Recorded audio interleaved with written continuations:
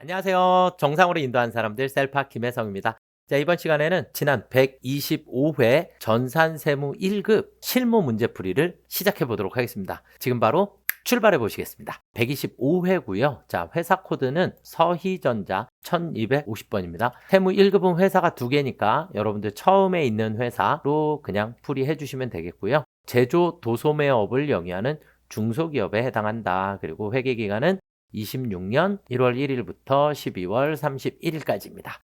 바로 전표 입력서부터 시작을 한번 해 보시도록 하겠습니다. 프로그램 설치 다 되셨죠? 첫 번째는 서희전자고 따당 하시면 덕산기업은 우리가 이따가 법인 조정에서 사용할 거예요. 아시겠죠?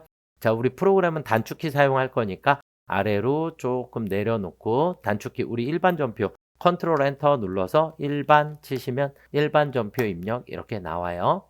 아시겠죠? 네, 그렇게 해서 열어놓고 쓸 거니까 여러분들이 참고해 주시면 되겠고, 그래서 메인은 밑으로 조금 내려놓고 사용하도록 하겠습니다. 자, 1월 26일 날이고요. 당사는 1월 5일에 취득한 자기 주식 300주 중 120주를 주당 19,000원에 처분했대요. 대금은 전액 현금으로 수령하였습니다. 이해되시죠? 그런데 우리가 자기 주식에서 가장 중요한 게 뭐죠? 자기 주식은 무조건 취득 원가로 기록해야 한다. 자기 주식은 무조건 취득 원가. 그러니까 처음에 1월 5일 날 취득했을 때 가액이 우리 얼마예요? 2만 원. 취득 단가 2만 원이고요. 1월 19일 날 그중에서 180주를 처분했대요. 2만 5천 원에. 그럼 5천 원씩 180주니까 5, 8에서 40, 90만 원인가요? 우리 여기에서 처분 이익이 90만 원만큼이 생겼다. 이해되시죠? 그래서 처분 이익이 90만 원이 현재 있는 상태입니다. 그런데 오늘 날짜는 1월 26일 날이 되겠고 19,000원에 처분을 했어요. 그쵸? 그럼 120주 19,000원이면 얼마일까요? 1938 228만 원인가요? 228만 원에 처분을 하게 됐어요. 그런데 120주는 취득 원가가 2만 원이니까 240만 원이 빠져나가게 되겠죠. 그쵸? 네. 자, 그럼 이제 우리 전표로 바로 한번 들어가 보시겠습니다. 날짜는 01월 26일 날 우리 일단 대변에 자기 주식이 나가요. 자기 주식 무조건 취득 원가로 그럼 120주 2만 원이니까 240만 원만큼이 나가겠죠. 그렇죠? 네. 그리고 나서 우리는 차변에 현금으로 수령한 금액은 228만 원. 처분가대로. 그럼 마이너스 12만 원이 생겼으니까 처분 손실이라 해야 하는데 우리는 위에서 처분 이익이 90만 원이 있었죠. 그러니까 우리 차변에 자기 주식 처분 이익에서 12만 원을 메꿔 주셔야 합니다. 이해되시죠? 네. 제가 사채, 자본, 유형자산, 재고자산 아주 중요한 단원이라 그랬어요. 그래서 그 부분은 정확하게 여러분들 자본은 이해하시고 계셔야 한다. 자, 다음 문제로 넘어가 보겠습니다. 3월 20일입니다. 3월 20일 영업직원 차량을 운용 리스로 사용하고 전자 계산서를 수취했대요. 그럼 무조건 면세가 되겠네요. 보통 예금에서 송금하였고요.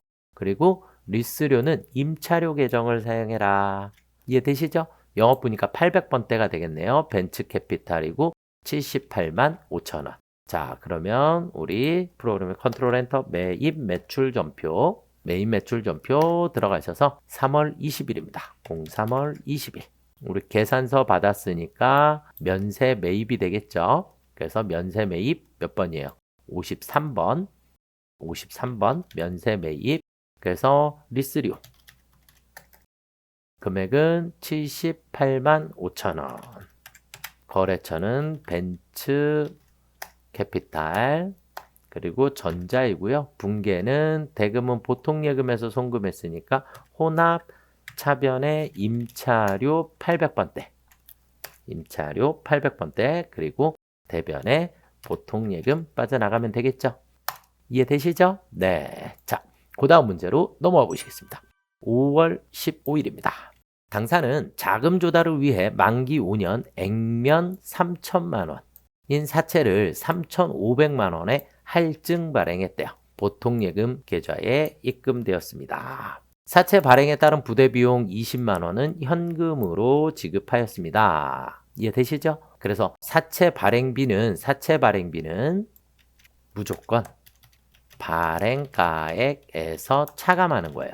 그러니까 3,500만 원에 발행했는데 거기에서 20만 원만큼 뺀다. 다시 바꾸면 이 얘기는 무슨 얘기냐면 비용 처리하면 안 된다. 절대 비용 처리하시면 안 된다. 라고 하는 거 기억하고 계시면 됩니다. 자, 그러면 우리 날짜는 5월 15일 날입니다. 05월 15일 날. 사채를 발행했으니까 대변에 무조건 사채 액면 3천만 원, 그리고 차변의 보통 예금은 3,500만 원이 들어왔죠. 그러면 이제 우리가 원래 할증 발행 차금이 500이어야 되는데 20만 원은 현금으로 지급했으니까 대변에 현금이 20만 원이 나가게 되겠죠. 그리고 대변에 사채 할증 발행 차금은 결론 480만 원만큼이 사채 할증 발행 차금이 되게 돼요. 그래서 결론은 발행가가 3,480만 원. 그래서 480만 원만큼이 할증 발행 차금이 생기는 거예요. 이해가 되실까요? 네. 자, 다음 문제로 넘어가 보시도록 하겠습니다. 7월 6일. 공장을 매도하면서 미래공인중개사 사무소 간이가세자인데 세금계산서 발급 사업자라 그랬어요. 그러니까 적격 증빙으로 인정받을 수 있고 매입세 공제 받을 수 있다라고 보시면 돼요. 중개 용역을 제공받고 중개 수수료 1,100만 원을 하나 카드로 결제를 했대요. 그러면 일단 카드 과세 매입. 공장을 매도했으니까. 네. 자, 그래서 공장에 대해서 우리 카드 과세 하나 카드이고요. 자, 매입 매출 전표에 7월 6일. 07월 06일 카드 과세 매입 57번이 되겠고요. 수수료 1,100만 원. 그리고 거래처는 미래공인 중개사 사무소. 자, 그 다음 신용카드사는 F2 눌러서 하나카드 선택해 주시면 되겠고 분계는 그냥 카드로 처리를 해 주시면 돼요. 원재료 대신에 우리는 수수료 비용을 쓰시면 될까요? 500번대? 그쵸? 네, 500번대 수수료 비용을 사용을 해 주시면 500번대 수수료 비용 문제가 있다. 800번대 수수료 비용도 문제가 있다. 네. 건물 자체를 매도를 했기 때문에 공장 건물 자체를 매도를 했으니까 제조와 관련이 없다라고 보셔야지 되는 부분은 맞을 것 같고요. 수수료 비용이다 라고 처리가 이렇게 해야 할까요? 네, 우리가 이 거래를 지금 별도로 봤을 때 문제가 생기는 거고 유형자산 처분 시 재비용이 발생을 했어요. 그렇죠? 그러면 얘도 마찬가지 어떻게 해야 되죠?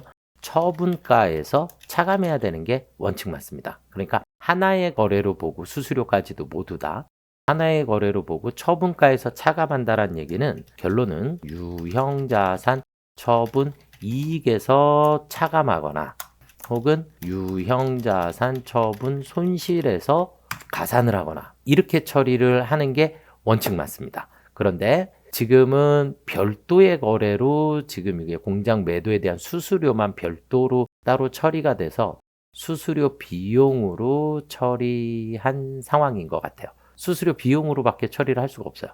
얘네들에 대한 부분이 안 나와 있기 때문에 그래서 조금 애매한 문제가 될 것 같습니다. 그리고 이게 아무리 공장이다라고 해도 대신에 500번대 수수료 비용을 쓰시면 안 된다.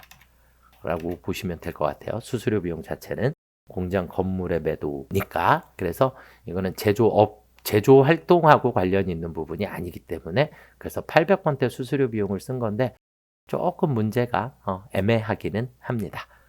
그래도 일단 800번대 수수료 비용이라고 지금은 쓸 수밖에 없을 것 같아요. 자, 그 다음 문제로 한번 넘어가 보시도록 하겠습니다. 자, 26년도 2기 확정 신고 기한이다 라고 했고요. 건물 등 감가상각 자산 취득 명세서를 작성하시오. 네, 그러면 모두 감가상각 자산 맞나요? 창고, 그 다음에 냉난방기, 그리고 트럭. 네, 모두 다 감가상각. 여기 친절하게 나와 있네요. 모두 감가상각 대상 자산에 해당함. 이렇게 되어 있으니까 그럼 전체를 다 그냥 순서대로 입력을 해주시면 되겠습니다. 자, 컨트롤 엔터 건물 등 감가상각 자산 취득 명세서. 10월부터 12월이다 라고 해주시면 되겠고 순서대로 그냥 입력하시면 됩니다. 10월 12일 날 상호 F2 눌러서 만듦. 그리고 창고니까 건물에 해당하겠죠. 건물 공급가액은 5천만 원에 500. 자, 두 번째는 11월 10일 날 거래처 F2 눌러서 따슴. 이번에는 냉난방기니까 기타에 해당하겠죠. 4번. 네, 1,000만 원. 자, 그 다음은 12월 25일 날 또 F2 눌러서 편한. 이번에는 트럭이니까 차량 운반구 3번이 되겠죠. 3,000만 원에 300만 원. 지금 이 문제는 그냥 공짜로 그냥 준 거예요. 그래서 감가상각 대상인 자산이면 모두 다 입력해 주시면 됩니다. 저장 눌러주시면 되겠고요. 이해가 되셨죠? 네. 혹시라도 여기에서 뭐 승용차 2000cc 뭐 이렇게 나와도 무조건 입력하시는 겁니다. 네. 그렇게 보시면 될 것 같고요. 자, 그 다음 문제로 넘어가 보시도록 하겠습니다. 26년 1기 확정신고 기간에 부가가치세 신고서를 작성하시오. 과세표준 명세는 생략할 것 이렇게 돼 있어요. 그러면 매출 자료가 세금계산서, 직수출, 영세 세 가지 그냥 그대로 넣어주시면 되겠죠. 그리고 전자세금계산서 수치에 보니까 일반 매입 세금계산서에는 비영업용 승용차 렌트 비용의 세금계산서가 포함되어 있다 그랬으니까 그거는 포함되어 있으니까 이 6천만 원 안에 들어가 있는 거예요. 들어가 있는 거고 신경 안 쓰셔도 되고 그러면 불공에 한 번 더 입력해 주시면 되겠죠. 금액은 1,000만 원에 100만 원이 되겠네요. 그렇죠? 자, 그 다음에 고정자산 매입이 700에 70이 있고요. 신용카드 1,100만 원인데 신용카드 총 수취 금액은 모두 일반 매입이며 이 중 220만 원은 업무 추진비 관련 비용이다. 그럼 불공사유에 해당하는 거죠. 그렇죠? 그러면 이만큼은 제외예요. 지금 얘는 불공에다가 넣는 게 아니라 제외시켜 주셔야 합니다. 아시겠죠? 그래서 이 부분은 제외니까 우리 여기 있는 금액을 얼마로 입력하면 되죠? 800만 원에 80만 원. 이렇게 입력해 주시면 되겠죠? 그렇죠? 네. 그래서 이 부분을 우리는 신용카드에다가 입력해 주시면 되겠고요. 그 다음에 예정신고 누락분은 그대로 예정신고 누락분에다가 넣어주시면 되겠고 미환급세액, 전자신고 세액공제. 네, 그러면 어려운 건 아닌 것 같아요. 그쵸? 자, 우리 컨트롤 엔터 눌러서 부가가치세 신고서 1기 확정이라 그랬으니까 4월부터 6월까지가 됩니다. 자, 우리 위에서부터 순서대로 넣어 볼게요. 전자세금계산서 발행 매출 그래서 1억 원. 그 다음 직수출은 영세의 기타란입니다. 2천만 원. 영세 세금계산서 5번에 1,500만 원 넣어주시면 되겠고요. 자, 그 다음에 일반 매입에 6천만 원에 600만 원 세액 꼭 써주셔야 하고 그 중에 1,000만 원이 불공이니까 여기 17번 클릭하신 다음에 오른쪽에 불공에 1,000만 원에 100만 원. 이해되시죠? 네. 자, 그 다음에 세금계산서 수치 고정자산 매입 12번입니다. 여기에 700만 원에 70만 원 넣어주시면 되겠고 신용카드 이쪽 오른쪽에 신용카드 네 여기에 800만 원에 80만 원만 넣어주시면 되겠죠. 그래서 이렇게 불공사유에 해당하는 신용카드는 입력 자체를 하시면 안 되는 겁니다. 자, 그 다음에 예정신고 누락분 여기 예정신고 누락분에 오른쪽에 세금계산서 일반 매입 50만 원에 5만 원 매입 누락만 있으니까 가산세 계산 안 하셔도 돼요. 그쵸? 네, 가산세 계산 안 하셔도 되겠고 자, 예정신고 미환급세액 예정신고 미환급세액 90만 원 넣어주시면 되겠고 전자신고 세액공제는 여기 위에 클릭하신 다음에 이쪽에 오른쪽에 그 밖에 경감공제세액에 5,000원으로 변경된 거죠. 5,000원으로 네, 그래서 5,000원 입력해 주시면 정답이 되겠습니다. 어려운 거 아니었죠? 그렇죠? 저장. 자, 다시 한 번만 정리를 조금 해드리면 여기에서는 일단 매입에서는 불공은 넣어주시고 그 다음에 불공에 한 번 더 입력해 주셔야 되는 부분 그 다음에 신용카드나 현금영수증에 불공사유에 해당하게 되면 얘는 아예 입력을 제외시키는 거예요. 그래서 빼고 입력해 주시면 된다라고 보시면 될 것 같아요. 이해가 되셨을까요? 네. 자, 다음 문제로 넘어가 보시겠습니다. 26년 제2기 확정신고기한에 의제매입세 공제신고서를 작성하시오 그랬어요. 자, 그래서 신용카드, 계산서, 증빙 없음이 있네요. 그런데 농어민으로부터 구입했고 본 문제에서 당사는 과세 유흥장소가 아닌 음식점을 경영하는 법인사업자다. 그러면 음식점은 증빙 없는 게 된다 안 된다? 안 된다. 농어민 매입부는 누구만 가능해요? 농어민 매입부는 제조업에서만 가능합니다. 그렇죠? 제조업에서만 가능한 거고 그 부분은 제조업만 가능. 그래서 지금은 음식점을 경영하는 법인이기 때문에 안 되는 거고 그 다음에 음식점 법인은 106분의 6 공제율을 가지고 있죠. 그렇죠?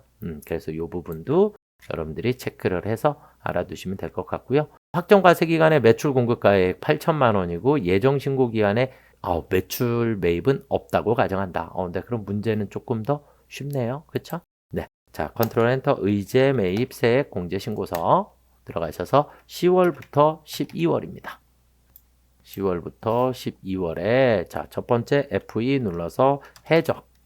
취득일자는 2026년 10월 10일이 되겠고요. 구분은 신용카드 2번이 되겠고요.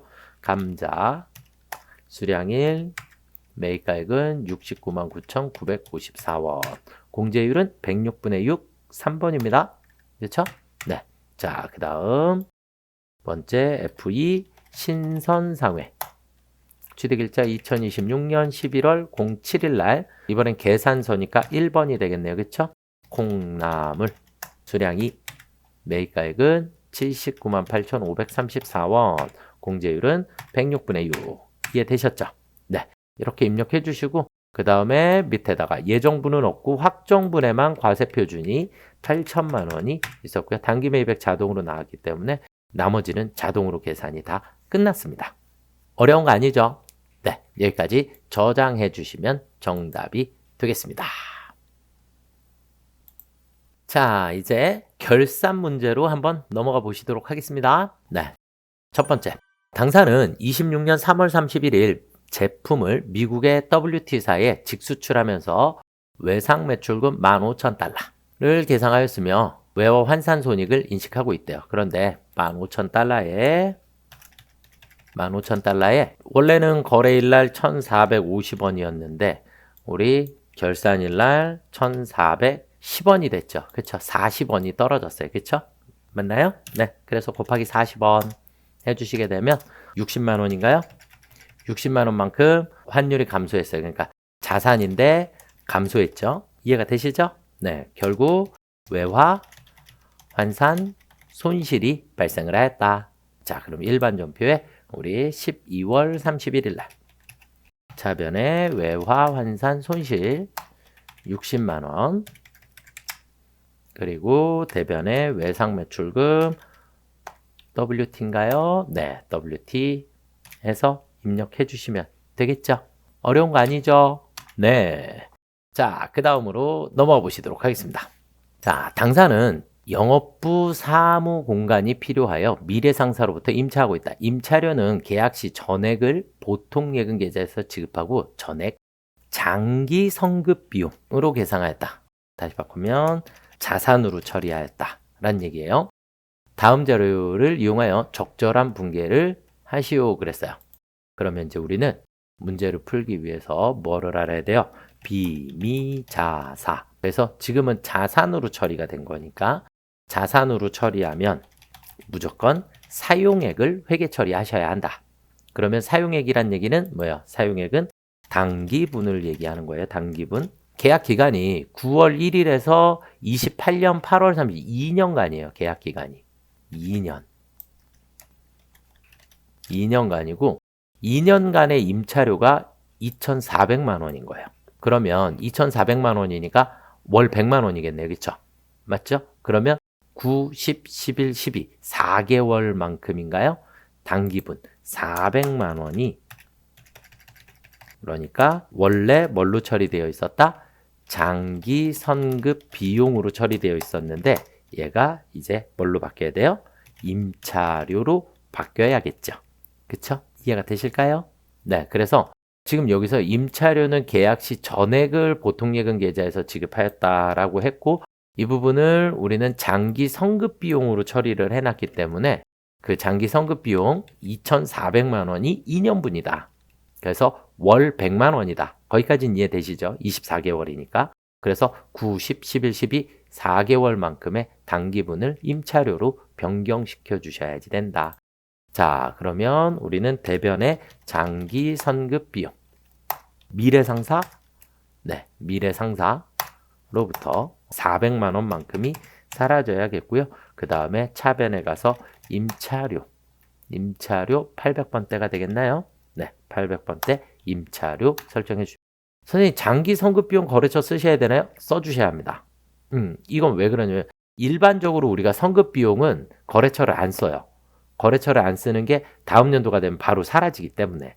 그런데 장기 선급 비용 같은 경우에는 이 계정 자체를 관리를 해야 되고 채권 채무에 해당하는 거기 때문에 미래상사. 실제 실무에서는 그냥 일반 선급 비용 계정 과목도 거래처 걸어줍니다. 그러니까 우리가 자격증 시험에서는 선급, 선수, 미수, 미지급, 그러니까 선급 비용, 선수 수익, 미수 수익, 미지급 비용, 이 4개의 계정 과목의 결산일 날 거래처를 안 걸어도 정답으로 인정은 해줬는데 원칙은 걸어 주셔야지 되는 부분이고, 원칙은. 그 다음에 장기 선급 비용 같은 경우에는 관리를 해야 하기 때문에 당연히 거래처를 무조건 적어 주셔야 정답이 되겠습니다. 자, 다음 문제로 한번 또 넘어가 보시겠습니다. 제조 공장에서 사용하기 위한 기계장치 구입 및 유지에 지출한 내역이다. 자료를 이용하여 해당 기계장치에 대한 감가상각비를 계상하시오. 감가상각비, 그런데 취득가액이 있고요. 운송비, 설치비, 유지를 위한 전력비는 제외. 이 부분은 어차피 해당 사항이 없죠. 그쵸? 그러니까 우리는 요만큼이 취득 원가가 되겠네요. 그쵸? 3천만 원이 되겠네요. 그쵸? 더하니까 3천만 원이고 정률법으로 한다라고 했고요. 그 다음에 월할 상각한다 그랬어요. 왜냐면 취득일이 올해에 취득한 거니까. 자, 그럼 월할 상각 계산을 일단 먼저 해주셔야겠네요. 취득 원가는 3천만 원에 곱하기 정률 0.451, 거기에 곱하기 우리가 사용한 기간은 3, 4, 5, 6, 7, 8, 9, 10, 11, 12 10달 썼네요. 그쵸? 나누기 12. 이해가 되실까요? 3천만 원에 곱하기 0.451 곱하기 10 나누기 12 하게 되면 1127만 5천 원이 나오네요. 이해가 되실까요? 네, 이렇게 상가액 계산해 두시고 결산 자료에다 그냥 넣어 주시면 되죠. 공장 기계 장치. 그래서 컨트롤 엔터 눌러서 결산 자료 입력 들어가셔서 엔터 공장 기계 여기다가 1127만 5천 원 붙여넣기 하고 전표 추가 눌러주시면 정답이 되겠습니다. 자, 그 다음에 단기에 이익잉여금 처분 계산서를 작성하시오. 이렇게 돼 있어요.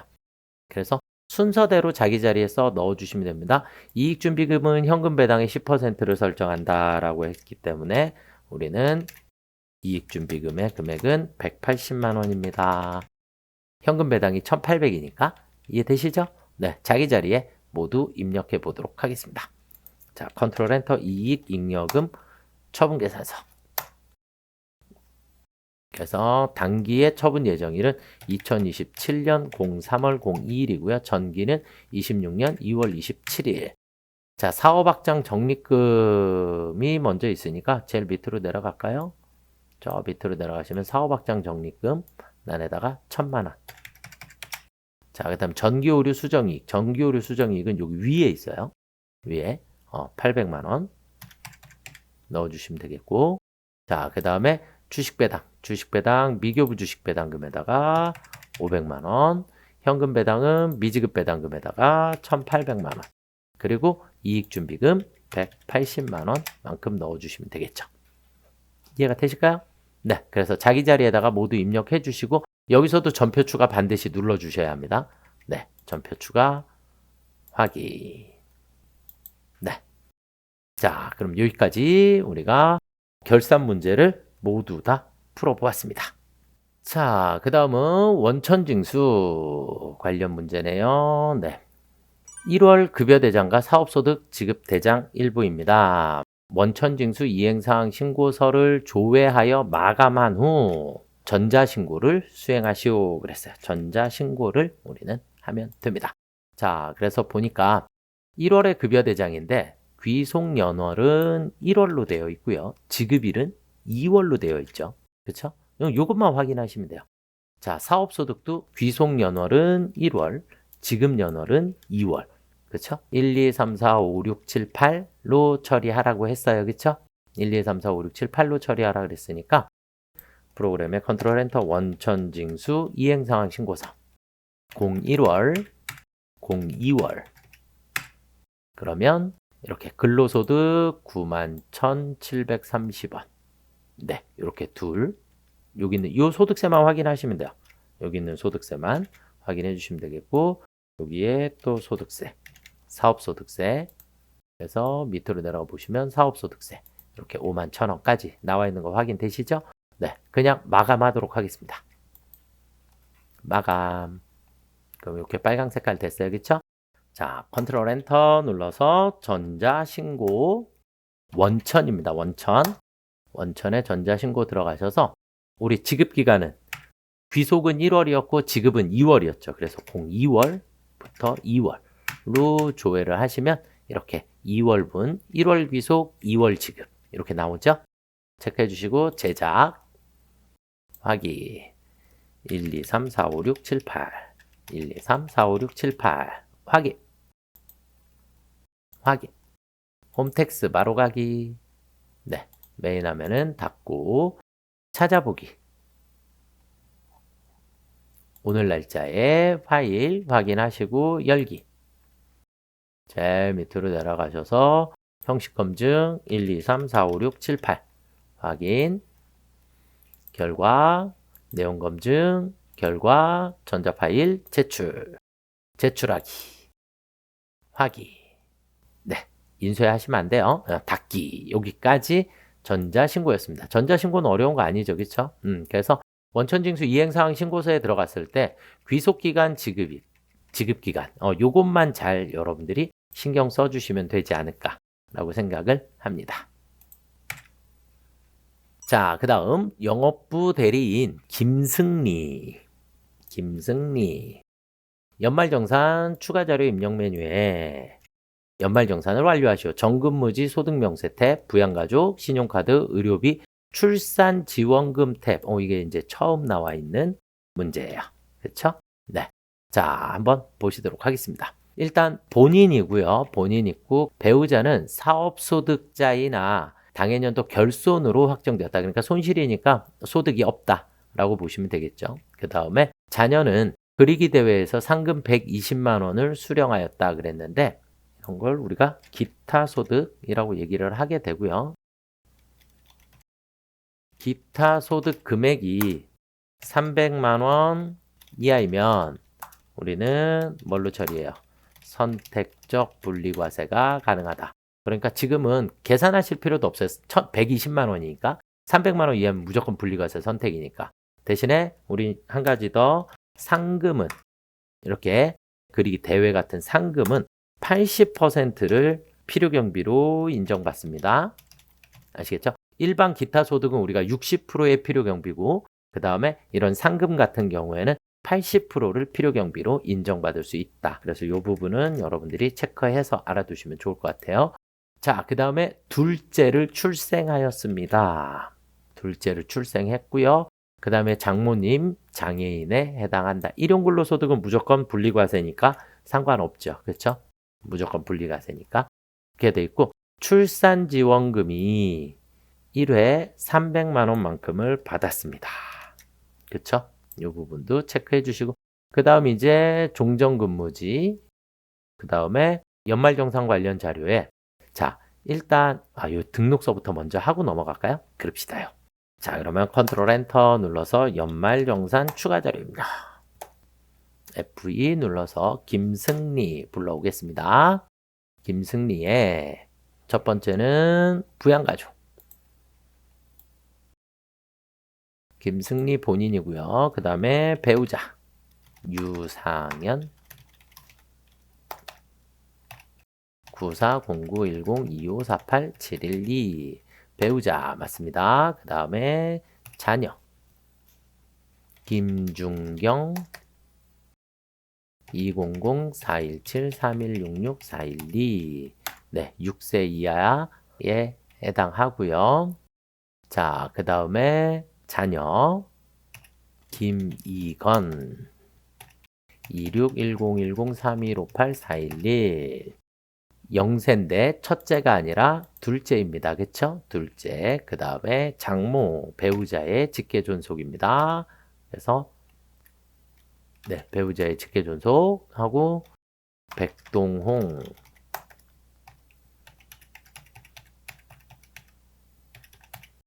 장애인이기 때문에 장애인 5번을 선택을 해주시면 되겠고요. 이해가 되셨을까요? 다 등록이 되셨죠? 네, 이렇게 사원 등록 일단은 했고요. 부양가족 등록을 했고요. 그 다음에 출산지원금부터 먼저 한번 가보도록 하겠습니다. 출산지원금. 그래서 F2 눌러주시면 김이건 이렇게 나오게 되고요. 지급받은 날, 그래서 2026년 12월 31일에 300만 원이라고 금액이 자동으로 나오죠. 그렇죠? 네, 이렇게 해서 입력해 주시면 될 것 같고요. 자, 그 다음에 전근무지 있어요. 그래서 소득 명세에 가셔서 종전, 주식회사, 한양상선, 종교는 아니고요. 그 다음에 사업자 등록번호 186869535. 그 다음에 근무기간은 2026년 01월 01일서부터 2026년 05월 31일까지 근무기간은 요 위에 있어요. 자, 그 다음에 총 급여액은 1,710만 원, 그리고 상여가 300만 원. 그리고는 이제 우리 쭉 밑으로 내려가셔서 건강보험료 65만 4,300원, 그 다음에 장기요양 10만 1,120원, 그 다음에 고용보험료 16만 4,250원, 그리고 국민연금 74만 2천원 순서대로 적어주실 수 있죠.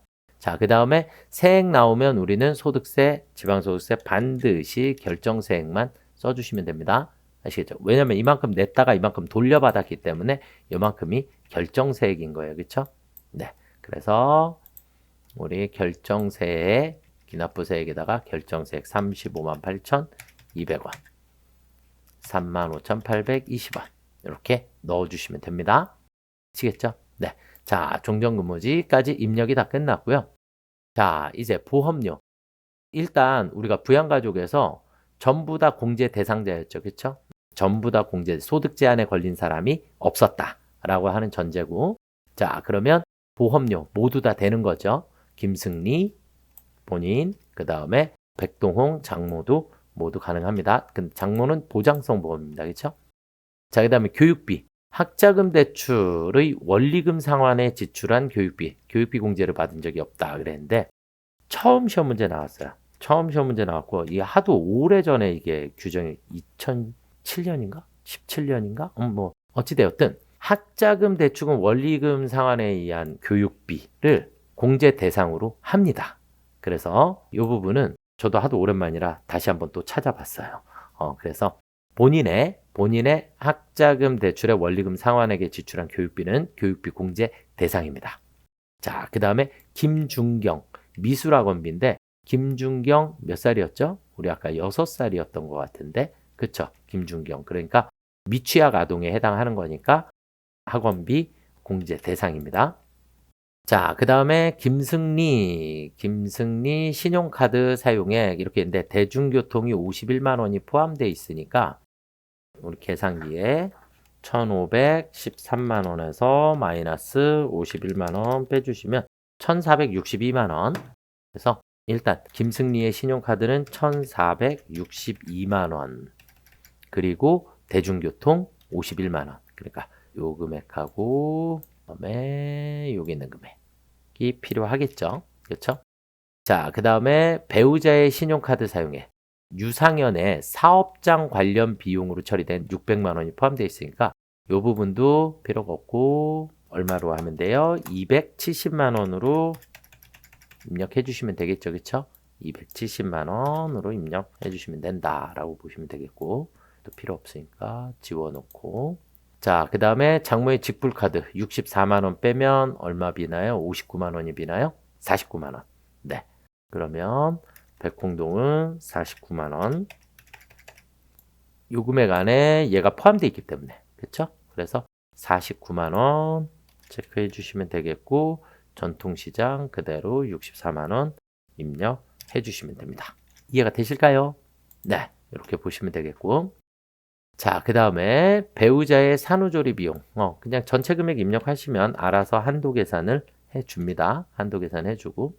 치료 목적 임플란트 비용. 치료 목적의 임플란트 비용은 공제 대상이에요. 공제 대상이고. 그런데 사내 근로복지 기금으로부터 50만 원 지원받았잖아요. 그렇죠? 사내 지원받은 것도 이 부분도 우리가 보험사에서 실손보험 수령한 것과 같다. 얘는 수령과 같은 역할을 하게 돼요. 그래서 사내복지기금으로부터 50만 원을 지원받게 되면 이 지원받은 금액을 제외한 나머지, 그래서 실손 보험 수령은 아니기 때문에 110만 원, 50만 원 입력하는 것이 아니라 110만 원을 50만 원 제외한 60만 원만 공제 대상으로 입력을 해주시면 되겠습니다. 그래서 이 부분도 이렇게 근로복지기금도 제가 볼 때 처음 나오지 않았나 생각이 들고요.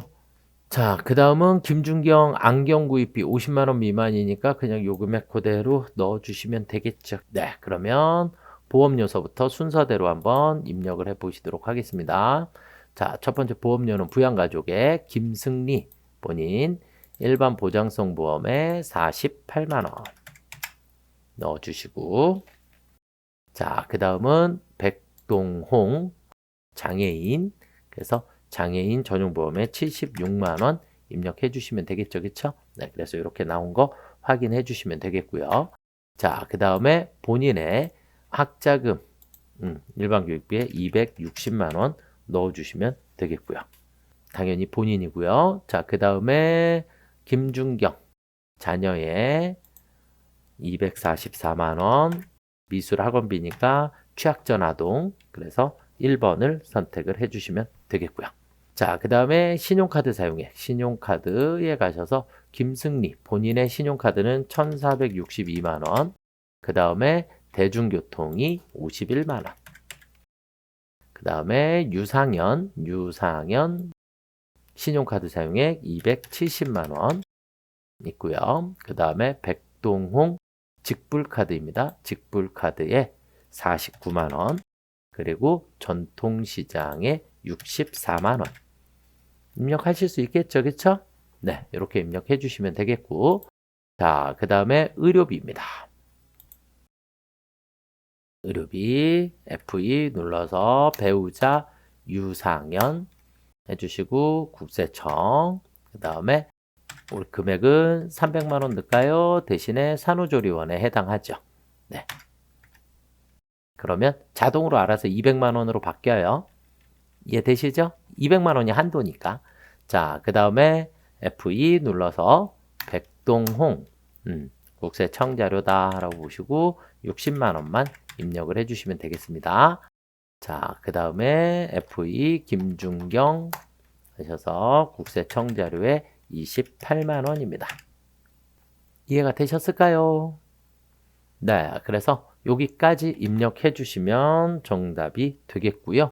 자, 그 다음에 우리 아까 출산지원금 입력 다 끝났고, 그리고 마지막 연말정산 입력 탭에 가셔서 이렇게 빨강 색깔로 나와 있죠. 그렇죠? 그래서 우리 부양가족 탭 불러오기 확인 해주시면 저는 마이너스 112만 1,520원이 나왔네요. 네, 이렇게 해서 조금만 더 체크를 해주시면 좋을 것 같아요. 그래서 일단 여기까지 네, 마무리 해주시면 되겠고, 지금처럼 이렇게 학자금 대출 원리금 이제 처음 나온 거니까 그래서 이 부분도 체크를 조금 해두시면 좋을 것 같고, 사내 근로복지기금 같은 경우에 실손보험 수령과 같은 효과다. 대신에 보험 수령은 아니기 때문에 직접 차감한 나머지 잔액을 입력을 해주셔야 한다라는 거 정도 체크해 주시면 좋을 것 같아요. 여기까지 우리가 연말정산까지 문제를 풀어봤고요. 잠시 쉬셨다가 이제 법인 조정 문제를 한번 풀이해 보도록 하겠습니다. 수고들 많이 하셨습니다.